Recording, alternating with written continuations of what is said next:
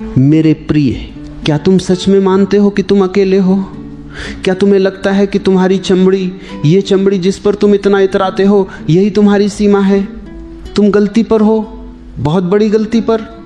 जरा सोचो, अगर लाखों मील दूर बैठा चांद समंदर के भारी भरकम पानी को ऊपर उठा सकता है, ज्वार भाटा ला सकता है, तो क्या वही चांद तुम्हारे शरीर में मौजूद 70% पानी में हलचल नहीं मचाता होगा? क्या यह संभव है कि सूरज में उठी लपटें तुम्हारी नसों में बहते खून के तापमान को न बदलती हो? जिसे तुम किस्मत कहते हो, जिसे तुम संजोग कहते हो, क्या वह वास्तव में संजोग है या फिर अदृश्य धागों से जुड़ा हुआ एक विराट गणित? मनुष्य का अहंकार बड़ा विचित्र है। वह सोचता है कि वह एक टापू है, अलग थलग, जिसका इस ब्रह्मांड से कोई लेना देना नहीं। वह सोचता है कि वह अपनी मर्जी से सांस ले रहा है, अपनी मर्जी से जी रहा है। लेकिन विज्ञान, और मैं जब विज्ञान कहता हूं तो मेरा मतलब पश्चिम के उन तोड़े मरोड़े गए तथ्यों से नहीं है, बल्कि उस परम विज्ञान से है जिसे पूरब के ऋषियों ने हजारों साल पहले खोज लिया था। वह विज्ञान कहता है कि तुम एक टापू नहीं हो, तुम महाद्वीप का हिस्सा हो। एक पत्ता भी अगर वृक्ष से गिरता है तो पूरा ब्रह्मांड कांपता है। यह बात कवि की कल्पना नहीं है, यह भौतिकी का ठोस सत्य है। अगर एक छोटा सा तारा जो तुमसे अरबों मील दूर है अपनी जगह से थोड़ा सा भी हिल जाए तो तुम्हारी धड़कन की गति बदल जाएगी। तुम इसे महसूस नहीं कर पाते क्योंकि तुम बहुत सोए हुए हो, तुम्हारी नींद बहुत गहरी है। लेकिन जो जाग गए हैं, जिन्होंने जीवन को उसकी समग्रता में देखा है, वे जानते हैं कि हम सब एक अदृश्य जाल में गुंथे हुए हैं। आज हम उसी जाल, उसी विराट व्यवस्था की बात करेंगे जिसे तुम नवग्रह कहते हो। लोग ज्योतिष के पास जाते हैं, हाथ दिखाते हैं, जन्मपत्री दह इखाते हैं डर के मारे। डर उनका आधार है। वे जानना चाहते हैं कि कल क्या होगा ताकि वे अपनी सुरक्षा कर सकें। लेकिन ज्योतिष सुरक्षा का विज्ञान नहीं है, ज्योतिष समझ का विज्ञान है। और जब मैं ग्रहों की बात करता हूं तो मैं उन पत्थरों की बात नहीं कर रहा जो आसमान में घूम रहे हैं। मैं उन ऊर्जाओं की बात कर रहा हूं जो उन ग्रहों के माध्यम से तुम पर बरस रही हैं। इसे थोड़ा गहराई से समझो। जब एक बच्चा मां के पेट में होता है तो वह पूरी तरह से बंद होता है। न वो हवा ले रहा होता है, न सूरज की किरणें उस तक पहुंचती हैं। वह एक अंधेरे कमरे में एक कैप्सूल में बंद होता है। लेकिन जिस क्षण वह बाहर आता है, जिस क्षण उसकी नाल काटी जाती है, वह पहली बार स्वतंत्र अस्तित्व बनता है। और ठीक उसी क्षण जब वह पहली सांस लेता है तो पूरा ब्रह्मांड उसके भीतर प्रवेश करता है। उस समय सूरज कहाँ था, चांद कहाँ था, मंगल किस राशि में था, शनि किस घर में बैठा था, ये सब मिलकर उस बच्चे के कोमल मस्तिष्क पर, उसके शरीर के एक एक सेल पर एक छाप छोड़ देते हैं। जैसे तुम एक संवेदनशील फिल्म को कैमरे में डालते हो और शटर खोलते हो तो बाहर का दृश्य फिल्म पर छप जाता है, ठीक वैसे ही जन्म के क्षण में यह पूरा ब्रह्मांड तुम्हारे ऊपर छप गया है। तुम उसे लेकर ही जी रहे हो। जिसे तुम अपना स्वभाव कहते हो, जिसे तुम अपनी आदतें कहते हो, वह असल में उन ग्रहों की व्यवस्था है जो तुम्हारे जन्म के समय थी। अब तुम पूछोगे कि यह काम कैसे करता है। यह कोई जादू टोना नहीं है, यह शुद्ध रूप से विकिरण, रेडिएशन और चुंबकत्व का खेल है। हम सब जानते हैं कि हर पिंड, हर पदार्थ अपनी एक ऊर्जा फेंकता है। सूरज रोशनी फेंक रहा है, यह तो तुम्हें दिखाई देता है। लेकिन सूरज के साथ साथ वह अदृश्य किरणें भी फेंक रहा है जो तुम्हारे व्यक्तित्व का निर्माण करती हैं। आओ एक एक करके इन ग्रहों को, इन मेहमानों को समझें जो तुम्हारे घर में, तुम्हारे शरीर में बैठे हैं और तुम्हें चला रहे हैं। सबसे पहले सूर्य को लो। सूर्य केवल प्रकाश का गोला नहीं है। ज्योतिष में सूर्य को आत्मा कहा गया है, लेकिन वैज्ञानिक भाषा में समझो तो सूर्य तुम्हारा अहंकार है, तुम्हारी जीवनी शक्ति है। तुम कितने स्वाभिमान से चलते हो, तुम्हारी हड्डियों में कितनी ताकत है, तुम्हारी आंखों में कितना तेज है, यह सब सूर्य तय करता है। जब किसी व्यक्ति का सूर्य कमजोर होता है तो तुम देखोगे कि वह व्यक्ति हमेशा डरा डरा सा सिकुड़ा हुआ, बिना रीढ़ का प्राणी नजर आएगा, उसे अपनी ही बात कहने में संकोच होगा। और जिसका सूर्य बहुत प्रखर होता है वो भीड़ में भी अलग चमकेगा। उसे नेता बनने की जरूरत नहीं पड़ती, वह जन्मजात नेता होता है। ये उसके गुण नहीं है, ये उसके ऊपर बरस रही सौर ऊर्जा का प्रभाव है, जिसने उसके रसायनों को, उसकी केमिस्ट्री को बदल दिया है। फिर आता है चंद्रमा। सूर्य अगर पिता है तो चंद्रमा माँ है। सूर्य अगर हड्डी है तो चंद्रमा रक्त है। सूर्य अगर आग है तो चंद्रमा पानी है। और याद रखना, तुम्हारा शरीर 70% पानी है, इसलिए सूर्य से भी ज्यादा गहरा प्रभाव चंद्रमा का तुम पर पड़ता है। क्या तुमने कभी गौर किया है कि पूर्णिमा की रात को पागलपन बढ़ जाता है?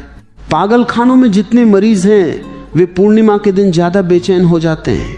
अंग्रेजी भाषा में एक शब्द है लूनेटिक, यानी पागल। ये शब्द लूनर से बना है, जिसका अर्थ है चांद। हमारे पूर्वज जानते थे कि चांद का सीधा संबंध तुम्हारे मन से है। समंदर में ज्वार आता है क्योंकि पानी चांद की तरफ खींचता है। तुम्हारे दिमाग के चारों तरफ भी एक द्रव है, एक लिक्विड है, और तुम्हारे खून में भी पानी है। पूर्णिमा की रात जब चांद पूरा होता है तो तुम्हारे भीतर का पानी ऊपर की तरफ खींचता है। तुम्हारी भावनाएं उफान पर होती हैं। अगर तुम शांत व्यक्ति हो तो तुम पूर्णिमा को और ज्यादा शांत हो जाओगे, और अगर तुम बेचैन व्यक्ति हो तो तुम्हारी बेचैनी चरम पर पहुंच जाएगी। तुम वही रहोगे लेकिन उसकी मात्रा, उसकी इंटेंसिटी बढ़ जाएगी। लोग कहते हैं आज मेरा मन उदास है, या आज मुझे बहुत खुशी हो रही है, बिना किसी कारण के। कोई कारण नहीं है बाहर, सब ठीक चल रहा है, लेकिन भीतर उदास हो। क्यों? क्योंकि तुमने अभी तक उस तार को नहीं पहचाना जो तुम्हें चांद से जोड़ता है। तुम एक कठपुतली की तरह हो जिसके धागे ग्रहों के हाथ में हैं। और मंगल तो और भी खतरनाक है। मंगल है आग, मंगल है युद्ध, मंगल है रक्त। हमारे शरीर में जो लाल रक्त कण हैं, रेड ब्लड सेल्स, उन पर मंगल का सीधा शासन है। जब आसमान में मंगल पृथ्वी के करीब आता है तो दुनिया में युद्ध बढ़ जाते हैं। यह इतिहास गवाह है। तुम इतिहास उठाकर देखो, जितनी बड़ी क्रांतियां हुई हैं, जितने बड़े कत्लेआम हुए हैं, वे उन समयों में हुए जब मंगल अपना पूरा प्रभाव डाल रहा था। और व्यक्तिगत जीवन में तुम कहते हो मुझे गुस्सा आ गया। नहीं, तुम्हें गुस्सा नहीं आया, तुम्हारे भीतर का मंगल सक्रिय हो गया। तुम्हारी मशीनरी में मंगल की ऊर्जा का प्रवाह तेज हो गया। तुम देखते होगे कि कुछ लोग हैं जो 24 घंटे लड़ने को तैयार रहते हैं, बात कुछ भी ना हो, लेकिन वे आस्तीन चढ़ा लेते हैं। ये उनका दोष नहीं है। उनके जन्म के समय मंगल ने उनके मस्तिष्क के उस हिस्से को ज्यादा सक्रिय कर दिया है जो आक्रामकता, एग्रेशन के लिए जिम्मेदार है। वे अपनी ही आग में जल रहे हैं। जब तक वे इस ऊर्जा को समझेंगे नहीं, वे इससे मुक्त नहीं हो सकते।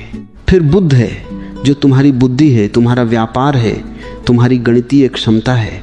फिर गुरु है बृहस्पति जो विस्तार है। गुरु का अर्थ ही है बड़ा, भारी। ये ग्रह जब प्रभाव डालता है तो व्यक्ति में ज्ञान की प्यास जागती है। वह चीजों को, जीवन को बड़े कैनवास पर देखना चाहता है। और शुक्र है सौंदर्य, प्रेम, काम वासना। जिसे तुम प्रेम कहते हो वह अधिकतर शुक्र का ही रसायन है। जब शरीर में शुक्र के तत्व सक्रिय होते हैं तो अचानक कोई सुंदर लगने लगता है, अचानक कविता फूटने लगती है, अचानक दुनिया रंगीन हो जाती है। फिर जैसे ही शुक्र का प्रभाव हटता है या कोई और ग्रह हावी होता है, वही प्रेमी दुश्मन लगने लगता है। तुम सोचते हो कि तुमने प्रेम किया, फिर तुमने नफरत की। तुम गलत हो, तुम बस एक रिसीवर हो, रेडियो सेट हो। कभी गाना बजता है, कभी समाचार आते हैं, कभी शोरगुल आता है। रेडियो सेट वही है, फ्रीक्वेंसी बदल रही है। और सबसे ज्यादा डरते हैं लोग शनि से। शनि नाम लेते ही लोग कांपने लगते हैं। ज्योतिषियों ने इसे बहुत डरावना बना दिया है, लेकिन शनि कोई दुश्मन नहीं है। शनि न्यायाधीश है, शनि अंधकार है और अंधकार का अपना महत्व है। जरा सोचो, अगर 24 घंटे रोशनी रहे तो तुम पागल हो जाओगे। तुम्हें सोने के लिए, विश्राम के लिए अंधेरा चाहिए। गर्भ में बच्चा 9 महीने घोर अंधकार में रहता है, वहीं उसका विकास होता है। जमीन के नीचे बीज अंधेरे में पड़ा रहता है, तभी वह अंकुरित होता है। शनि वही अंधकार है, वह तुम्हें सिकोड़ता है ताकि तुम अपनी जड़ों की तरफ लौटो। जब शनि की दशा आती है तो व्यक्ति के जीवन में कठिनाइयां आती हैं, काम रुक जाते हैं, बीमारियां आती हैं। लेकिन ये तुम्हें मारने के लिए नहीं है, ये तुम्हें ये बताने के लिए कि तुम बाहर बहुत भाग लिए, अब थोड़ा भीतर चलो, अब थोड़ा रुक जाओ, अब थोड़ा सोचो कि तुम कर क्या रहे हो। शनि तुम्हें एकांत देता है, और जो मूर्ख हैं वे एकांत से डरते हैं, वे इसे अकेलापन समझ लेते हैं और रोते हैं। लेकिन जो समझदार हैं वे शनि के समय का उपयोग अपने निर्माण के लिए करते हैं। शनि तपस्या है। शनि वह आग है जिसमें जलकर सोना कुंदन बनता है। इसके बाद 2 छाया ग्रह हैं, राहु और केतु। इनका अपना कोई भौतिक अस्तित्व नहीं है, लेकिन इनका प्रभाव बहुत गहरा है। ये छायाएं हैं, और छाया कभी कभी वास्तविकता से ज्यादा डरावनी होती है। राहु है भ्रम, राहु है इच्छाओं का अनंत विस्तार। राहु तुम्हें ऐसी दौड़ में लगाता है जिसका कोई अंत नहीं। तुम भागते जाते हो एक के बाद दूसरी चीज पाने के लिए। आज ये चाहिए, कल वह चाहिए। राहु तुम्हें कभी तृप्त नहीं होने देता, वह धुना है। तुम्हें लगता है वहां पानी है, तुम भागते हो, वहां रेत मिलती है। आज का पूरा समाज, ये पूंजीवादी व्यवस्था, ये विज्ञापन की दुनिया, ये सब राहु का ही खेल है। तुम्हें ऐसी चीजें बेची जा रही हैं जिनकी तुम्हें जरूरत नहीं है, लेकिन तुम्हें एक सम्मोहन में, एक हिप्नोटिज्म में डाला गया है। और केतु मोक्ष है, केतु वैराग्य है, लेकिन वो भी एक तरह की अचानक होने वाली घटना है। केतु चीजों को काट देता है। अचानक सब ठीक चल रहा था और सब खत्म हो गया। ये जो आकस्मिकता है, एक्सीडेंट है, ये केतु है। तो मेरे प्रिय, ये जो 9 ग्रहों का मंडल है, ये तुम्हारे बाहर आसमान में तो है ही, ये तुम्हारे भीतर भी हूबहू मौजूद है। जैसा पिंडे वैसा ब्रह्मांडे। जो शरीर में है वही ब्रह्मांड में है। तुम्हारे शरीर की हर ग्रंथि, हर ग्लैंड किसी न किसी ग्रह से जुड़ी है। अब वैज्ञानिक भी इसे मानने लगे हैं। वे इसे बायोलॉजिकल क्लॉक कहते हैं। वे कहते हैं कि हर जीव के अंदर एक घड़ी चल रही है। चिड़िया को कैसे पता चलता है कि अब सर्दियां आने वाली हैं और उसे हजारों मील उड़कर दूसरी जगह जाना है? उसके पास कोई कैलेंडर नहीं है, कोई घड़ी नहीं है, लेकिन उसके भीतर का सूरज उसे बता देता है। उसके हार्मोन्स बदल जाते हैं। मछलियां समंदर में हजारों मील का सफर तय करती हैं अंडे देने के लिए, ठीक उसी वक्त जब स्थितियां अनुकूल होती हैं। अगर जानवरों और पक्षियों पर ग्रहों का इतना गहरा असर है तो क्या तुम अछूते हो? तुम तो सबसे ज्यादा संवेदनशील हो। तुम्हारी चमड़ी, तुम्हारा नर्वस सिस्टम सबसे ज्यादा विकसित है। समस्या यह है कि तुम इस प्रभाव को समस्या मान लेते हो। कोई तुम्हारे पास आता है और कहता है मेरा समय खराब चल रहा है। समय कभी खराब नहीं होता। समय बस समय है। बारिश हो रही है, ये ना अच्छा है न बुरा। अगर तुम पिकनिक पर जाना चाहते थे तो तुम्हें यह बुरा लगेगा। अगर तुम किसान हो और फसल सूख रही थी तो तुम्हें यह अच्छा लगेगा। बारिश को तुम्हारी पिकनिक या फसल से कोई मतलब नहीं। ग्रह अपनी चाल चल रहे हैं। वे एक विशाल गणित का हिस्सा हैं। जब तुम उस गणित के साथ तालमेल नहीं बिठा पाते, जब तुम धारा के विपरीत तैरने की कोशिश करते हो, तब दुख पैदा होता है, तब पीड़ा पैदा होती है। लोग मुझसे पूछते हैं, ओशो क्या सब कुछ पहले से तय है? क्या हम बस रोबोट हैं? ये बहुत महत्वपूर्ण सवाल है, इसे ठीक से समझ लेना। जन्म के समय जो ढांचा तुम्हें मिला वह तय है। तुम बदल नहीं सकते कि तुम्हारी आंखें काली होंगी या नीली।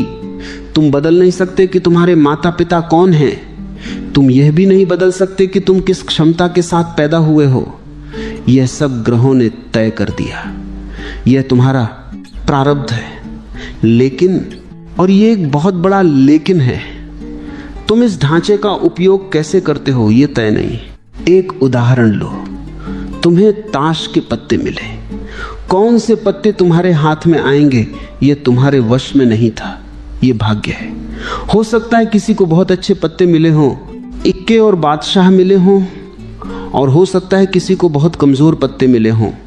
लेकिन जीतना सिर्फ पत्तों पर निर्भर नहीं करता, जीतना इस बात पर निर्भर करता है कि तुम उन पत्तों को खेलते कैसे हो।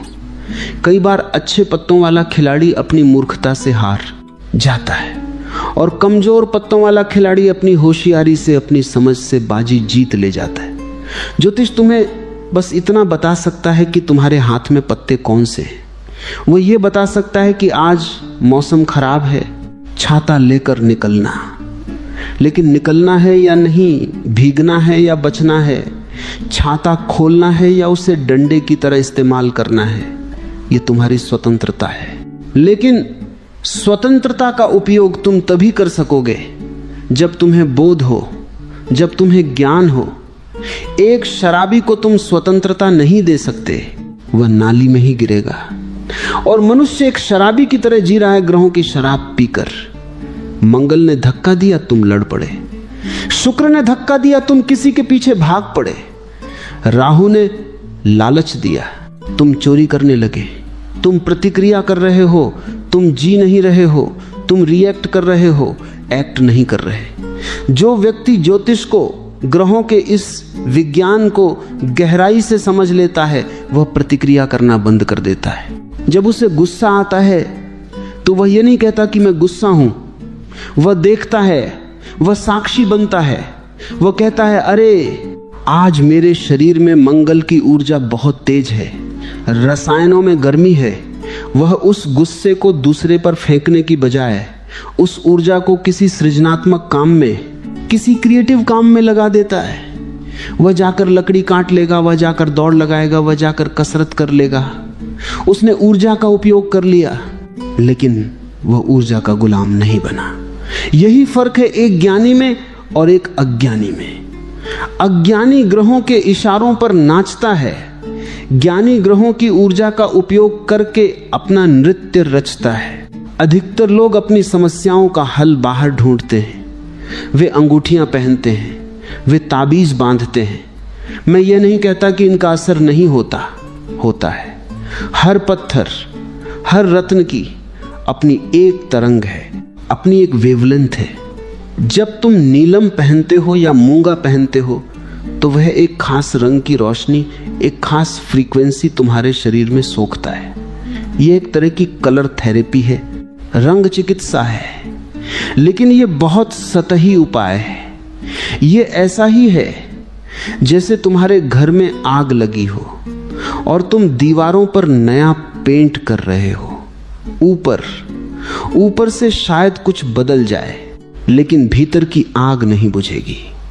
असली बदलाव तब आता है जब तुम यह समझ लेते हो कि बाहर का ग्रह सिर्फ एक ट्रिगर है, असली बारूद तुम्हारे भीतर है। तुम्हारे भीतर एक पूरा सौरमंडल चल रहा है।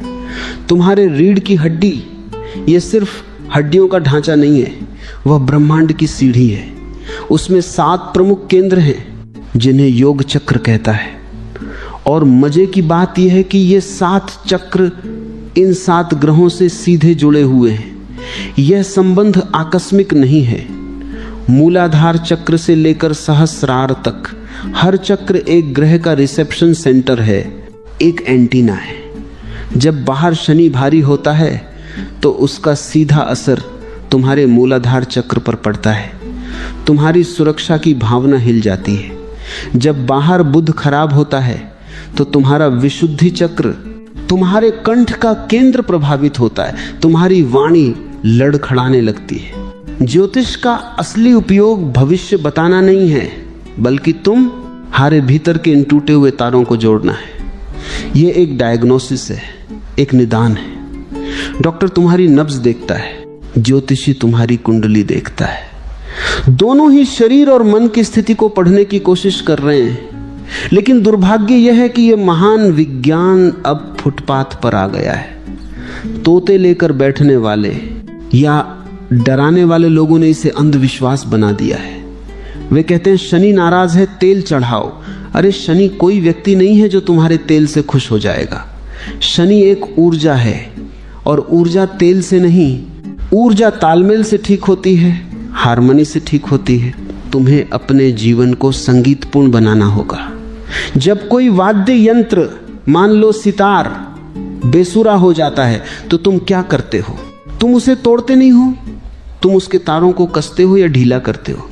न बहुत ज्यादा कसना, न बहुत ज्यादा ढीला छोड़ना, बस एक संतुलन, और संगीत पैदा हो जाता है। नवग्रह तुम्हारे जीवन के सितार के तार हैं। कोई तार बहुत कस गया है, तनाव है, स्ट्रेस है। कोई तार बहुत ढीला है, आलस्य है, डिप्रेशन है। जीवन की कला यही है कि इन तारों को कैसे ट्यून किया जाए, और यह ट्यूनिंग संभव है, यह तुम्हारे हाथ में है। लेकिन इसके लिए तुम्हें अपनी नजर बदलनी होगी।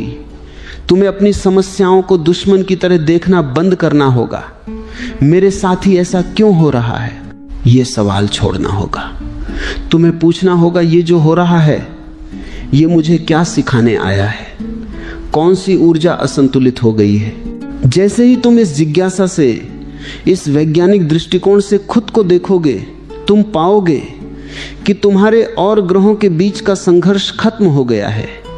अब तुम लड़ नहीं रहे हो, अब तुम सीख रहे हो, और जो सीखता है वही विकसित होता है। मेरे प्रिय, अब हम उस जगत में प्रवेश करते हैं जो तुम्हारी चमड़ी के भीतर छिपा है। बाहर का आकाश तो तुमने आंखों से देखा है, लेकिन एक आकाश तुम्हारे भीतर भी है जो उतना ही विशाल है, उतना ही गहरा है और उतना ही रहस्यमय है। ऋषियों ने एक सूत्र दिया है, यथा पिंडे तथा ब्रह्मांडे। इसका अर्थ है जो छोटे से पिंड में है वही पूरे ब्रह्मांड में है, जो एक परमाणु में है वही विराट में है। अगर तुम एक बूंद को पूरी तरह समझ लो तो तुम पूरे समंदर को समझ जाओगे, क्योंकि समंदर बूंदों का ही तो जमाव है। ठीक वैसे ही अगर तुम अपने शरीर को, अपने इस हार्ड मांस के पुतले को ठीक से समझ लो तो तुम पूरे सौरमंडल के रहस्य को सुलझा लोगे। तुम्हें किसी दूरबीन की, किसी टेलीस्कोप की जरूरत नहीं पड़ेगी। तुम्हारी अपनी रीढ़ की हड्डी, तुम्हारा मेरुदंड ही वो वेधशाला है जहां से तुम पूरे अस्तित्व को देख सकते हो। जरा गौर करो अपनी रीढ़ की हड्डी पर। विज्ञान कहता है कि यही वह मुख्य बिजली का तार है जहां से तुम्हारा पूरा जीवन चल रहा है। योग कहता है कि इसमें 7 प्रमुख केंद्र हैं, 7 स्टेशन हैं, जिन्हें चक्र कहा जाता है। और सबसे अद्भुत बात यह है कि ये 7 चक्र बाहर के सौरमंडल के 7 मुख्य ग्रहों से सीधे सीधे जुड़े हुए हैं। ये कोई कल्पना नहीं है, ये एक फ्रीक्वेंसी का, एक तरंग का मिलन है। जैसे तुम्हारे रेडियो में अलग अलग स्टेशन होते हैं और हर स्टेशन एक खास फ्रीक्वेंसी को पकड़ता है, वैसे ही तुम्हारे शरीर के ये 7 चक्र ब्रह्मांडीय ऊर्जा को पकड़ने वाले एंटीना हैं। जब बाहर कोई ग्रह अपनी चाल बदलता है तो तुम्हारे भीतर का उससे संबंधित चक्र तुरंत कंपने लगता है। चलो इस आंतरिक यात्रा को नीचे से शुरू करते हैं, जड़ों से शुरू करते हैं। तुम्हारा सबसे पहला चक्र है मूलाधार। यह तुम्हारी रीढ़ के बिल्कुल निचले हिस्से में है। यह जीवन की नींव है और इस चक्र का स्वामी है शनि। लोग शनि से डरते हैं, वे कहते हैं शनि दुख देता है, लेकिन जरा गहराई से देखो। मूलाधार का काम है तुम्हें पृथ्वी से जोड़े रखना, तुम्हें अस्तित्व देना, तुम्हें सुरक्षा देना। और शनि का स्वभाव क्या है? संकुचन, ठोसपन, स्ट्रक्चर। तुम्हारी हड्डियां शनि हैं। अगर तुम्हारे भीतर शनि की ऊर्जा न हो तो तुम जेली की तरह हो जाओगे, तुम खड़े नहीं हो पाओगे, तुम्हारा ढांचा बिखर जाएगा। जब किसी व्यक्ति का मूलाधार चक्र कमजोर होता है तो वह हवा में उड़ता रहता है, उसके पैर जमीन पर नहीं होते, वह डरा हुआ रहता है। उसे हमेशा लगता है कि वह मर जाएगा या बर्बाद हो जाएगा। ये जो मृत्यु का भय है, ये शनि का असंतुलन है। लेकिन जब यही शनि संतुलित होता है, जब मूलाधार जागता है, तो व्यक्ति पहाड़ की तरह अचल हो जाता है। फिर आंधियां आए, तूफान आए, उसे कोई हिला नहीं सकता। तो शनि तुम्हें डराने नहीं, तुम्हें मजबूत बनाने आता है। वह तुम्हें यह याद दिलाने आता है कि तुम्हारी जड़ें कहाँ हैं। उससे थोड़ा ऊपर उठो तो नाभि से नीचे स्वाधिष्ठान चक्र है। ये जल का केंद्र है, ये सृजन का केंद्र है और इसका संबंध है बृहस्पति और शुक्र से। यहाँ जीवन का विस्तार होता है, यहाँ काम वासना है, सेक्स है और यहाँ से ही नए जीवन का जन्म होता है। शुक्र सौंदर्य है, रस है और बृहस्पति फैलाव है। जब ये चक्र सक्रिय होता है तो व्यक्ति के जीवन में उत्सव आता है। वह नाचता है, वह गाता है, वह प्रेम करता है। लेकिन अगर ये ऊर्जा बिगड़ जाए तो व्यक्ति वासना का गुलाम हो जाता है। वह केवल भोग में ही अपनी जीवन ऊर्जा को बहा देता है। उसे लगता है कि खुशी बाहर की चीजों में है। वह भूल जाता है कि असली रस, असली आनंद तो भीतर के फव्वारे से फूटता है। शुक्र तुम्हें निमंत्रण देता है कि तुम जीवन को रूखा सूखा मत बनाओ, उसे संगीतपूर्ण बनाओ और ऊपर आओ नाभि पर। यह तुम्हारा मणिपुर चक्र है, ये आग है, ये सूर्य का स्थान है और साथ ही मंगल का भी। तुम्हारे शरीर में जो पाचन की अग्नि है, जठराग्नि, वह यही है। तुम जो खाना खाते हो उसे जलाकर खून में कौन बदलता है? वह यही सूर्य की ऊर्जा है। मणिपुर चक्र तुम्हारा पावर हाउस है। यहीं से तुम्हें दुनिया में लड़ने की, काम करने की, अपना नाम बनाने की ताकत मिलती है। अहंकार का जन्म भी यहीं से होता है और अहंकार बुरा नहीं है अगर वह स्वस्थ हो। तुम्हें अपनी रक्षा के लिए एक कवच चाहिए, अहंकार वही कवच है। समस्या तब होती है जब कवच मालिक बन जाता है। जब सूर्य खराब होता है या मंगल ज्यादा उग्र हो जाता है तो व्यक्ति दूसरों को जलाने लगता है। वह ईर्ष्या से भर जाता है। उसे लगता है कि बस मैं ही हूं और कोई नहीं। और अगर ये चक्र बुझ जाए तो व्यक्ति डिप्रेशन में चला जाता है। उसकी जीने की इच्छा ही खत्म हो जाती है। आत्महत्या करने वाले लोगों का सूर्य अक्सर बहुत कमजोर हो जाता है। उनका भीतर का दिया बुझने लगता है। छाती के बीच में, हृदय के पास अनाहत चक्र है। यह वायु का तत्व है और इसका संबंध मुख्य रूप से शुक्र और बुध के कोमल पहलुओं से है। लेकिन यह सभी ग्रहों का मिलन बिंदु भी है। यहाँ तर्क खत्म होता है और भाव शुरू होता है। जब तक तुम दिमाग में हो, तुम गणित कर रहे हो 2 और 2 4, लेकिन दिल को गणित नहीं आता, दिल को बस प्रेम आता है। जब कोई ग्रह तुम्हें बहुत पीड़ा दे रहा हो तो उसका समाधान बुद्धि से नहीं, हृदय से होता है। हृदय स्वीकार करना जानता है। जब तुम चीजों को स्वीकार कर लेते हो तो उनका जहर अमृत बन जाता है। अनाहत चक्र वह कीमियागर है, वह जादूगर है जो दुख को करुणा में बदल सकता है। गले में विशुद्धि चक्र है, ये आकाश तत्व है और इसका स्वामी है बुध। बुध यानी वाणी, बुद्धि, कम्युनिकेशन। तुम जो बोलते हो वह सिर्फ शब्द नहीं है, वह नाद है, ध्वनि है। अगर तुम्हारा बुद्ध संतुलित है तो तुम्हारी वाणी में एक जादू होगा। तुम जो कहोगे वह लोगों के दिल में उतर जाएगा। तुम सत्य कह पाओगे। लेकिन अगर बुद्ध बिगड़ा हुआ है तो तुम झूठ बोलोगे, तुम कड़वा बोलोगे या तुम अपनी बात कह ही नहीं पाओगे। गले में एक गांठ सी महसूस होगी। थायराइड की समस्याएं और कुछ नहीं, बस विशुद्धि चक्र और बुध ग्रह के बीच का टूटा हुआ संपर्क है। तुम अपनी अभिव्यक्ति को, अपने एक्सप्रेशन को दबा रहे हो और फिर दोनों आंखों के बीच भ्रिकुटी के मध्य में आज्ञा चक्र है। इसे ही तीसरा नेत्र कहते हैं। यह सूर्य और चंद्र का मिलन है। हमारे शरीर में 2 नाड़ियां हैं, ईड़ा और पिंगला। ईड़ा चंद्र है, पिंगला सूर्य है। बायां स्वर चंद्र है, दायां स्वर सूर्य है। जहां ये दोनों मिलते हैं वहां संतुलन पैदा होता है।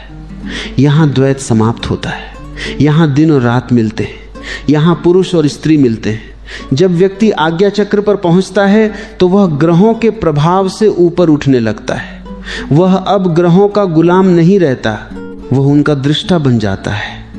गवाह बन जाता है। वो देखता है कि शरीर में गुस्सा आया है, लेकिन वो जानता है कि मैं गुस्सा नहीं हूं, मैं तो देखने वाला हूं। ये जो दूरी है, ये जो फासला है, यही मुक्ति की शुरुआत है। अब सवाल ये उठता है कि अगर हमारे चक्र बिगड़े हुए हैं, अगर ग्रहों की किरणें हमारे भीतर जहर घोल रही हैं, तो इलाज क्या है? हम क्या करें? क्या हम बस हाथ पर हाथ रखकर बैठे रहें? नहीं। विज्ञान ने, और विशेषकर ध्वनि के विज्ञान ने, हमें अद्भुत चाबियां दी हैं। तुमने मंत्र शब्द सुना है। आजकल लोगों ने इसे धर्म से जोड़ दिया है, पूजा पाठ से जोड़ दिया है, लेकिन मंत्र का धर्म से कोई लेना देना नहीं है। मंत्र शुद्ध रूप से ध्वनि विज्ञान है, साउंड इंजीनियरिंग है। तुम जानते हो, अगर एक खास फ्रीक्वेंसी पर वायलिन बजाया जाए तो कांच का गिलास टूट जाता है। क्यों? क्योंकि ध्वनि में भौतिक शक्ति होती है। ध्वनि में भौतिक शक्ति होती है। ध्वनि अणुओं को, एटम्स को हिला सकती है, उनकी व्यवस्था बदल सकती है। अब इसे ग्रहों पर लागू करो। हर ग्रह की अपनी एक खास फ्रीक्वेंसी है, एक खास कंपन है। सूर्य की ध्वनि अलग है, शनि की ध्वनि अलग है। जब ऋषि कहते हैं कि सूर्य का मंत्र जपो, तो वे तुम्हें किसी देवता को खुश करने के लिए नहीं कह रहे। वे कह रहे हैं कि तुम अपने कंठ से एक ऐसी ध्वनि पैदा करो जो सूर्य की फ्रीक्वेंसी से मेल खाती हो।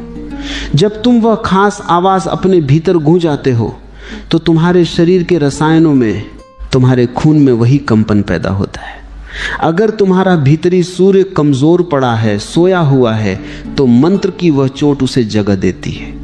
यह रेजोनेंस का नियम है, अनुनाद का नियम है। जैसे एक सितार के तार को छेड़ो तो पास रखा दूसरा सितार भी बिना छुए गूंजने लगता है। मंत्र यही करता है।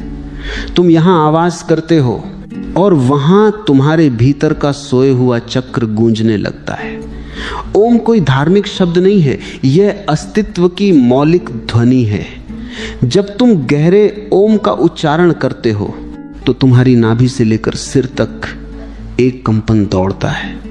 यह कंपन तुम्हारी सारी नाड़ियों को साफ कर देता है, सारे अवरोध हटा देता है। यह आंतरिक स्नान है। और इसी तरह यंत्र है। यंत्र यानी मशीन, उपकरण। लेकिन आध्यात्मिक भाषा में यंत्र का अर्थ है ऊर्जा का नक्शा। तुमने देखा होगा, तांबे के पत्रों पर अजीब अजीब रेखाएं, त्रिभुज, वृत्त बने होते हैं। लोग इसे भी अंधविश्वास मानते हैं, लेकिन यह रेखा गणित है, ज्योमेट्री है। तुम जानते हो कि पिरामिड के अंदर रखी हुई चीज जल्दी खराब नहीं होती। क्यों? क्योंकि पिरामिड का जो आकार है, वह ब्रह्मांडीय ऊर्जा को एक खास तरीके से अपनी ओर खींचता है और उसे सुरक्षित रखता है। आकार में शक्ति होती है। अगर तुम गोल कमरे में रहो तो तुम्हारे विचार अलग होंगे। अगर तुम चौकोर कमरे में रहो तो विचार अलग होंगे।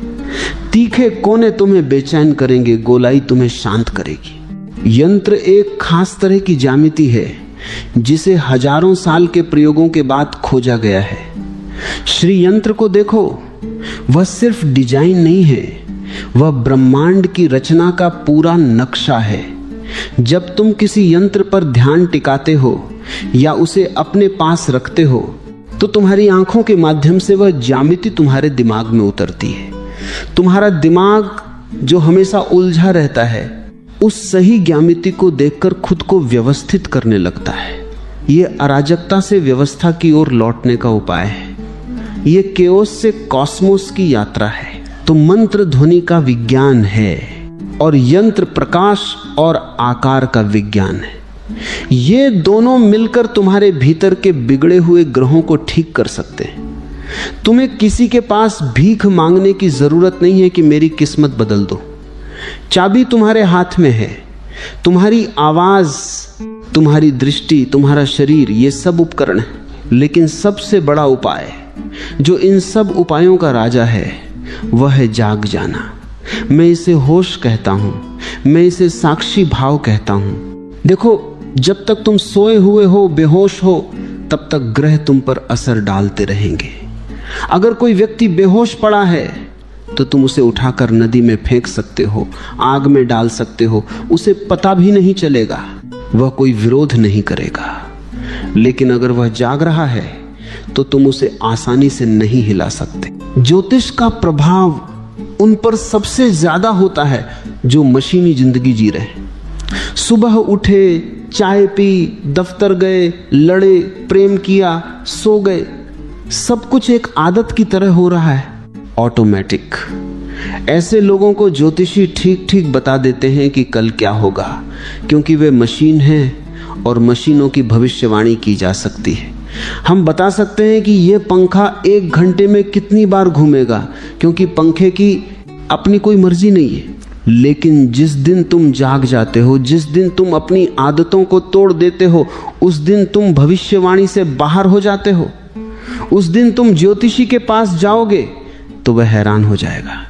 वह कहेगा, तुम्हारी कुंडली में तो लिखा है कि तुम्हें गुस्सा होना चाहिए, पर तुम तो हंस रहे हो। लिखा है कि तुम्हें लालची होना चाहिए, पर तुम तो बांट रहे हो। ये कैसे हुआ? ये हुआ क्योंकि अब घर का मालिक जाग गया है। अब नौकर, ये ग्रह, ये नक्षत्र मालिक को हुक्म नहीं दे सकते।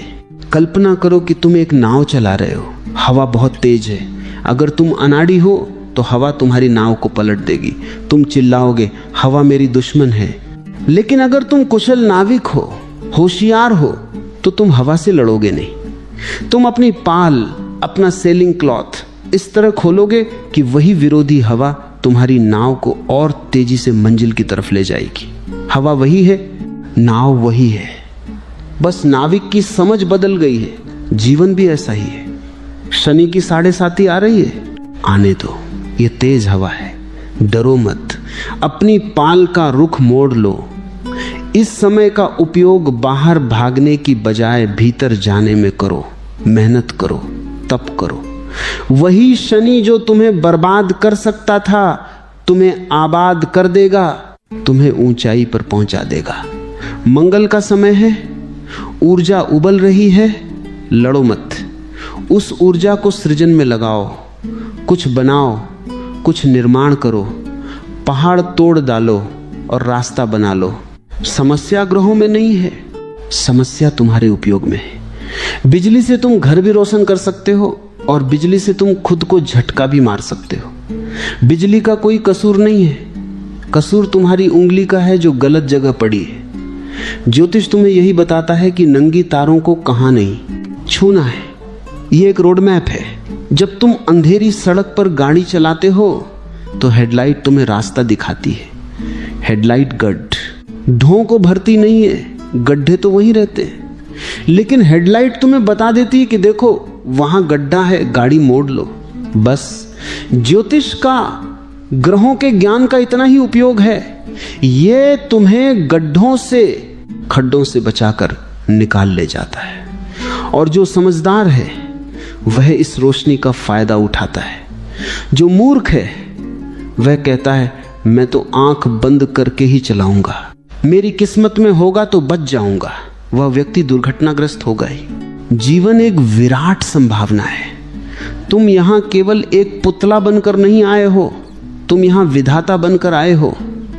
तुम्हारे भीतर सृजन का बीज छिपा है। इन ग्रहों को, इन तारों को, इन परिस्थितियों को, चाहे वे अच्छी हों या बुरी, उन्हें खाद बना लो। गुलाब के पौधे में कांटे भी होते हैं और फूल भी। समझदार माली कांटों की परवाह नहीं करता।